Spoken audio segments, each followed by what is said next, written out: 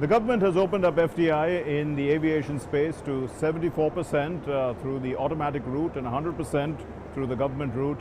And of course, several international companies, multinationals, are very interested in investing in Indian aviation, because Indian aviation also has several strengths, because the MSME sector is strong.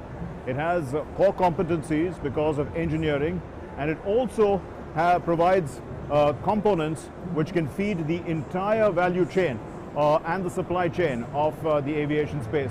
We caught up with two companies, major companies. We caught up with Lockheed Martin from America and Thales from France. We're at Aero India with the Vice President and Chief Executive of Lockheed Martin India, Mr. William Blair. Thanks very much for being with us. Thank you. Now that FDI has opened up for the defense sector in India, how does Lockheed Martin look at this, first of all?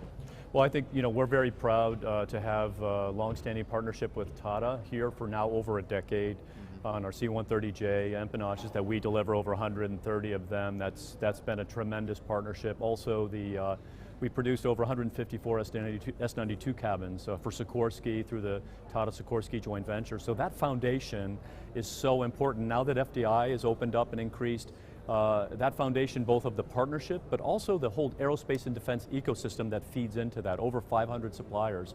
And so going forward, we see that as a tremendous opportunity for us as we look at our Make in India priorities for the fighter competition, the multi-role fighter aircraft. We're offering the F-21 for that, as well as on the helicopter front. We'll be delivering MRH helicopters, the MH-60 Romeo, incredible capability, but we'll be competing for the NUH requirement and doing that through the strategic partnership model, we believe. And we think there's a tremendous opportunity to deliver both capability and collaboration with Indian industry, and it's going to translate to exports as well. Meet the Indian requirement and translate to exports. That's wonderful, because the wonder is about how the ecosystem is going to develop. All these small companies that supply parts and help to feed into the manufacturing chain, into the supply chain.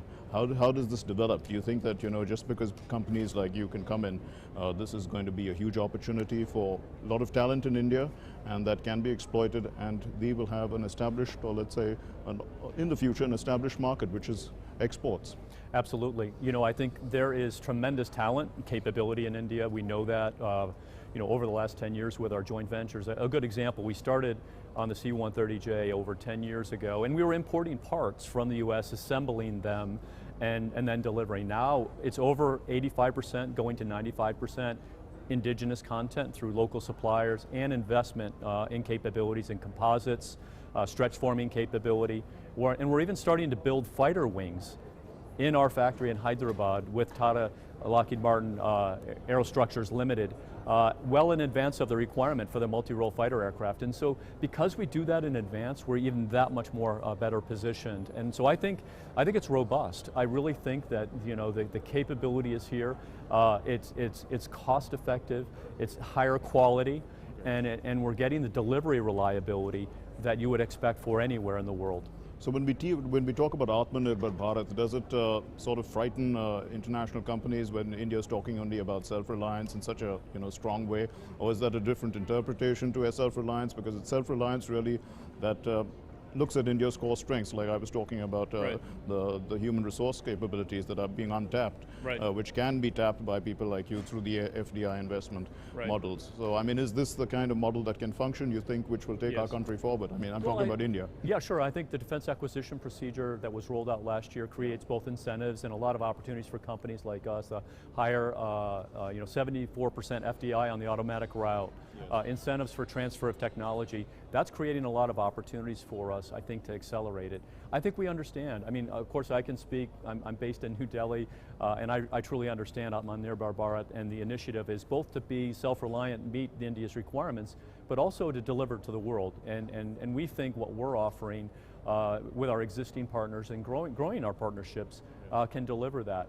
And we talked about just previously, to reach the higher levels of indigenous content, greater than 50% on some of these requirements, it's going to require an investment in raw material. So rather than importing material, we are looking forward to partnerships where we can work with Indian companies, both in the public sector and the private sector, yes. to make those investments and not be dependent on other countries for some of the critical raw materials and rare earth metals that make aerospace defense capabilities incredibly important going forward, yes. But we have largely been collaborating in the transport space. You know, when we talk about fighter aircraft and the real area of defense, I mean, what do you think is the future like in terms of collaborations with India?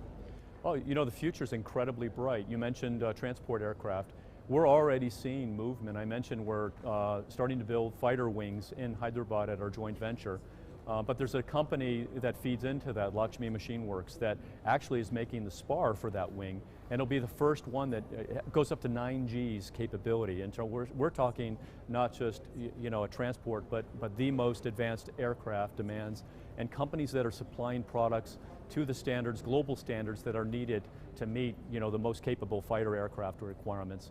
And then the space domain. I think that's a really important component as well. I think recent advancements and changes in policy is making it easier for us to cooperate and collaborate in the space domain, and that's taking it to a very high level.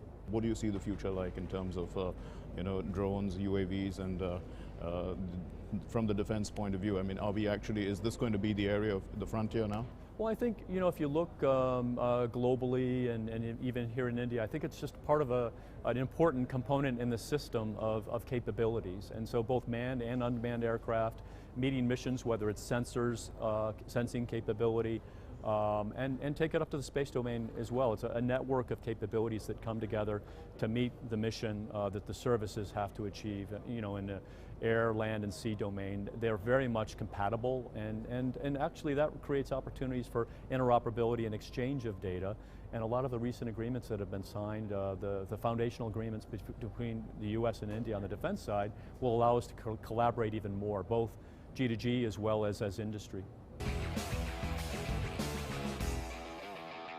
We are at the Aero India show, and we are very privileged to have with us the country head of Thales India, Mr. Emmanuel de Rocafield. Thank you so much, sir. So you have been in India for several years, since 1953, and now we have a new FDI policy. How do you look at this and the future of Thales's collaboration in India? Well, we welcome absolutely the new FDI policy. I mean, it's going really in the sense of increasing potentially your footprint in India, your industrial footprint.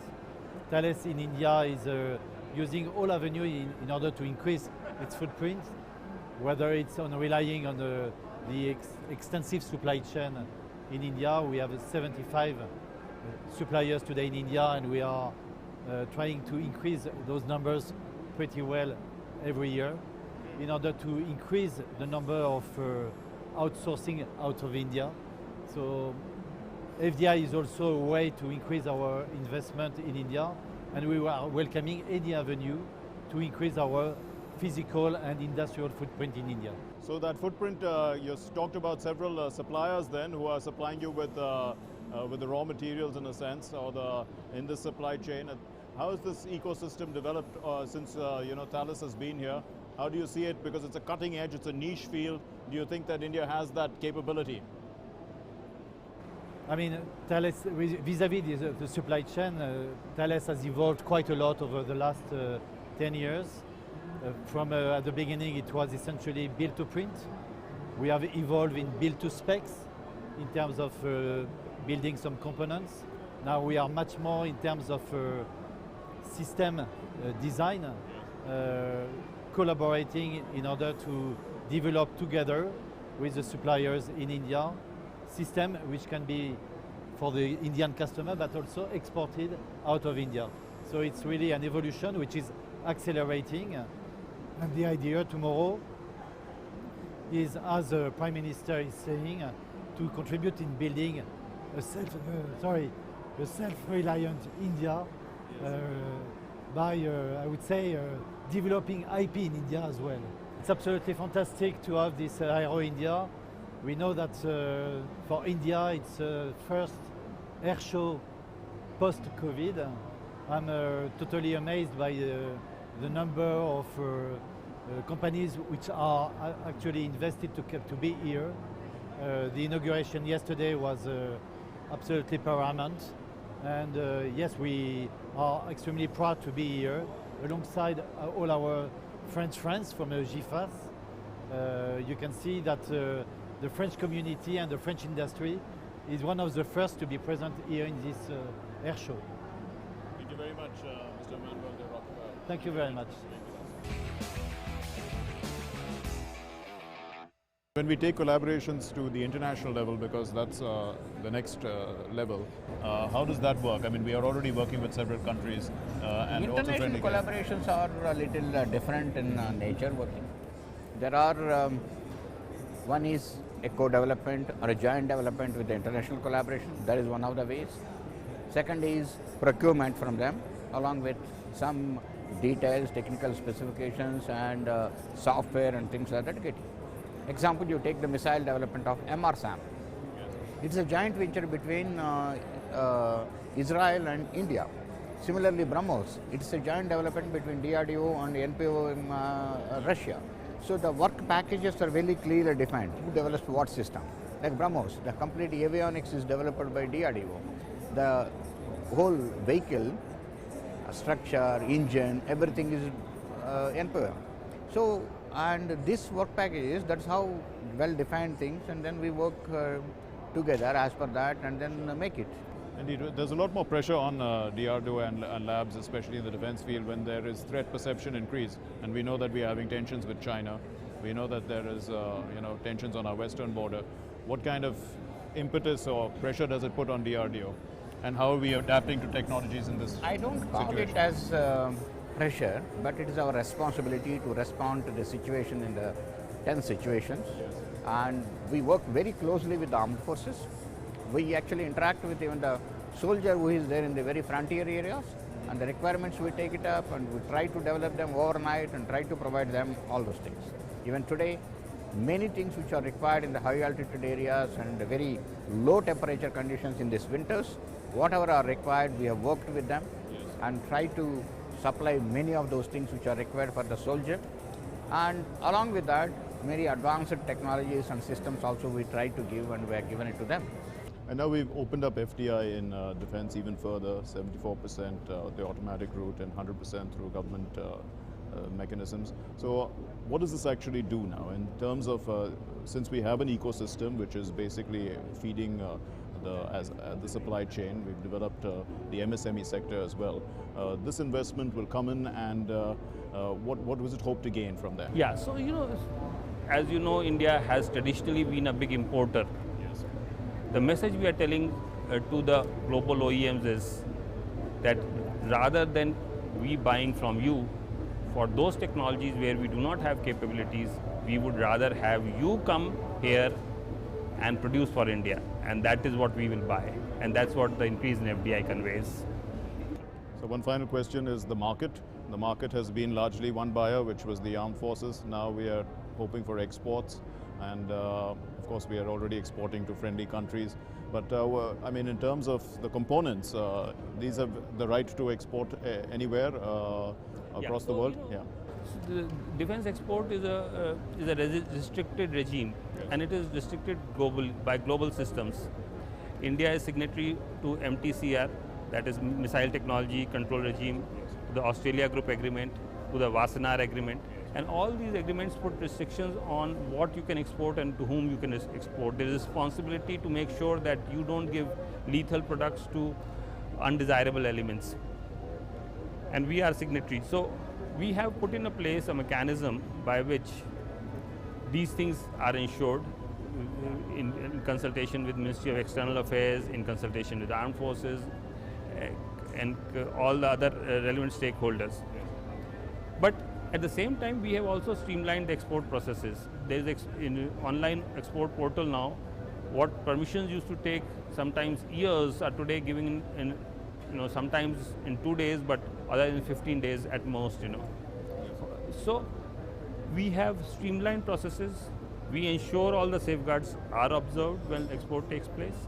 But as a country, we have shown willingness to export, especially to friendly countries, and active efforts both by industry and by government are being taken to promote defense exports. What does it feel like to fly up in the sky at supersonic speeds? Well, it must be exhilarating. We spoke to the pilot who flew the B-1B bomber and took part in the flight display, Lieutenant Colonel Fessler, and we also caught up with the Bangalore South Member of Parliament, Tejasvi Surya, who also flew in a Tejas. Let's listen to what they had to say. On the sidelines of the Aero India show, we are very privileged to have with us the Member of Parliament for Bangalore South, Mr. Tejasvi Surya. Thank you very much, sir, for being with us. So you have today flown in the Tejas, and pretty much like your name. So how did you enjoy that experience? Well, it was truly exhilarating as well as meditative at some point.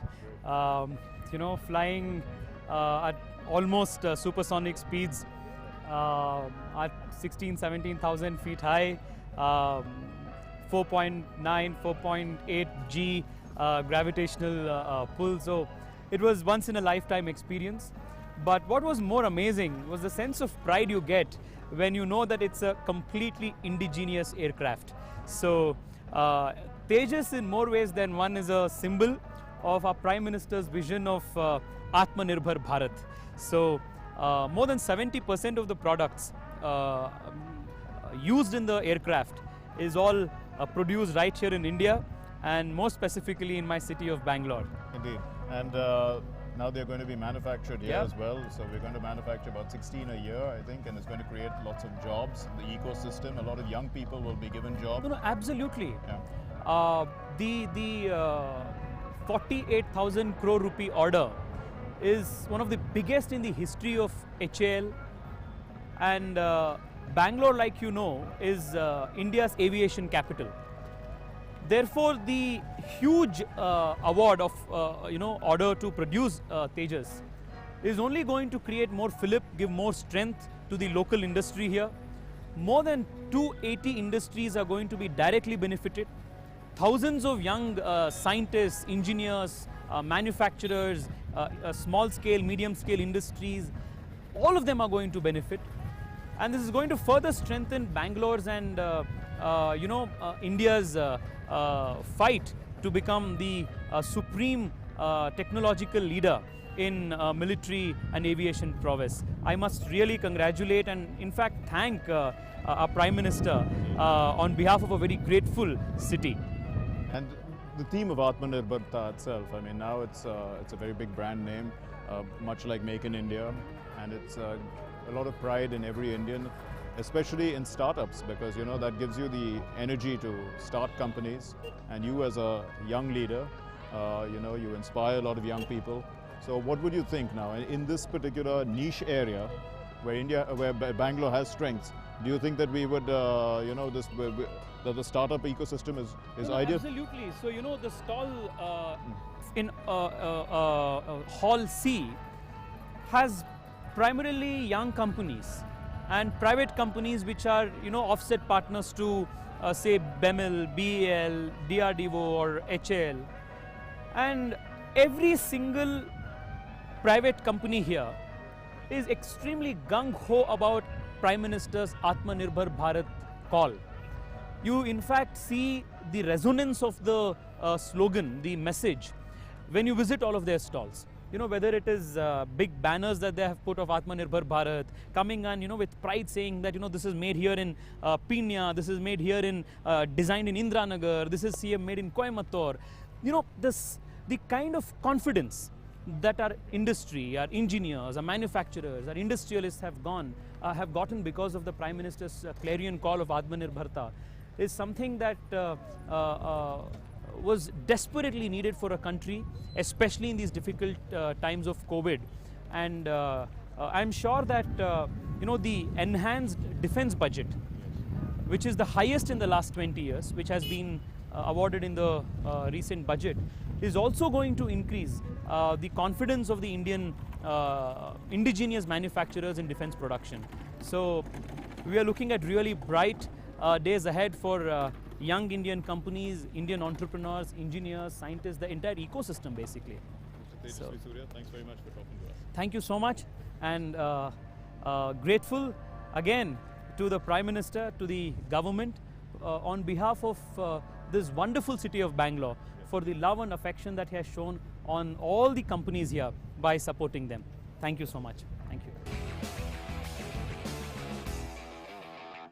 On the sidelines of the Aero India show, and after the spectacular flying display in which the B-1B bomber from the United States flew 26 hours to be part of that flypast, we are very privileged to have with us the pilot who commanded that flight, Lieutenant Colonel Fessler from the 34th Expeditionary Bomb Squadron, the commander and the lead Aero India demonstration pilot.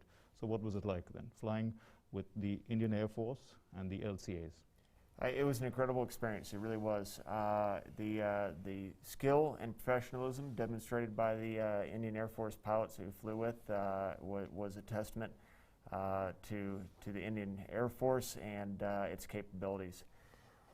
Indeed. So the B-1B, or the Bone as it's called, is a huge plane with a maximum weight, takeoff weight, which I've read is about close to 216,000 kilograms.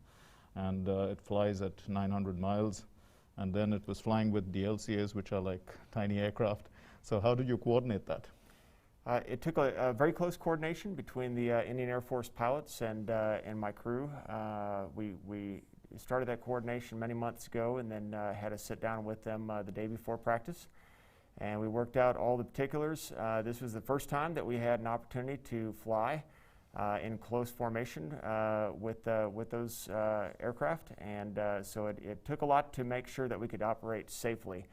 However, we got all that worked out and we executed a safe and I think it was a very good flyby.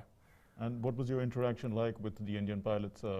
I mean, meeting professionals from another friendly Air Force, what was it like? It was awesome. It's amazing how in the aviation world, especially in the military aviation world, regardless of what country you're from and regardless of what nationality you are, everybody speaks the same language. It may sound a little bit different, but everybody speaks the same language. And when we walked into the squadron with the pilots at Yankahala, it was very obvious that they were exactly the same. It was like walking into my own squadron back home, and we were welcomed with open arms, and we worked together just like I'd work with any United States Air Force aviators. Was there a particular message that was being sent out, you know, when the B-1B was flying in this fly past? Absolutely. The message we really wanted to demonstrate, and that I think we did, is our partnership with India and the Indian Air Force, and I think we showed that by flying very close formation, and kind of symbolic of the very close partnership that we've got with the Indian Air Force. So talking about that partnership then, the India and US are natural allies, we're defense and strategic partners. Are we going to see, you know, much more interaction between the professional forces of both these countries? That is one of the primary goals of us coming out here. So this is the first time a United States bomber has landed on Indian soil since the 1940s. And one of our primary goals is to get to that future and continued partnerships. And I truly look forward to many more opportunities, hopefully, to work with the aviators that I have had an opportunity to work with this week. So did you actually really fly 26 hours? We did. We departed Ellsworth Air Force Base in South Dakota on a Saturday night, late night. And we transited about 11,000 miles and did 4 air refuelings across the Pacific Ocean to get here when we did. And you did 4 refuelings across the Pacific Ocean? Yes, sir. Okay. Airborne refuelings. We met up with some United States Air Force tankers and took on gas in four different locations and pressed on in. So it must have been quite a relief then to land at the Bangalore International Airport after that. Absolutely, it was most certainly a relief. We were ready to get the jet on the ground and get her put to bed and get my crew put to bed. Lieutenant Colonel Fessler, thank you very much for talking to us here on Doordarshan. My pleasure, sir. Thank you very much. Thank you.